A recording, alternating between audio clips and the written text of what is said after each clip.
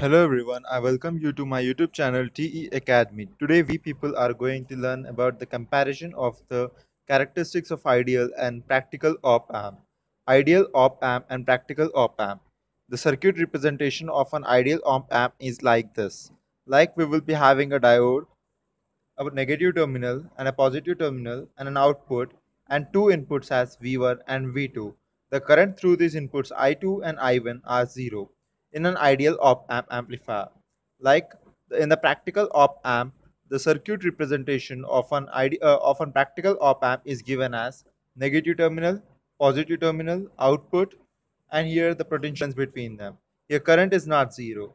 The open loop voltage gain of an op amp is infinity. Remember that in an ideal op amp, open loop voltage gain is always infinity and it is represented as AV. Open loop voltage gain of a practical op amp is the ratio of output signal to the difference in the input signal. As you have seen, there are two input signals V1 and V2. So the difference between V1 and V2 and the output V0 by V2 minus V1 is the open loop voltage gain of a practical op amp. Now, input impedance Ri represented as Ri of an ideal op amp is always 0. Remember that input impedance is always 0.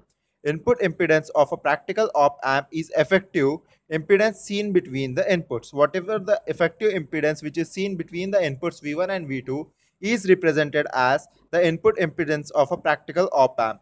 Output impedance is represented as R0. Okay, as you people can see it over here. Output impedance R0 of an ideal op amp is always 0. Output impedance is typically in 100 ohms over here.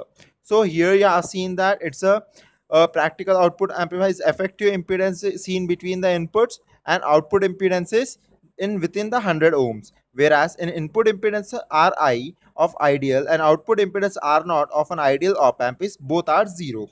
Now bandwidth is infinity in ideal op amp, whereas bandwidth is very small in practical op amp. So here the differences and the comparison of ideal op amp and practical op amp is explained. You people can take a screenshot for the further reference to prepare your notes. So I'm keeping it for the 2 seconds. Yeah.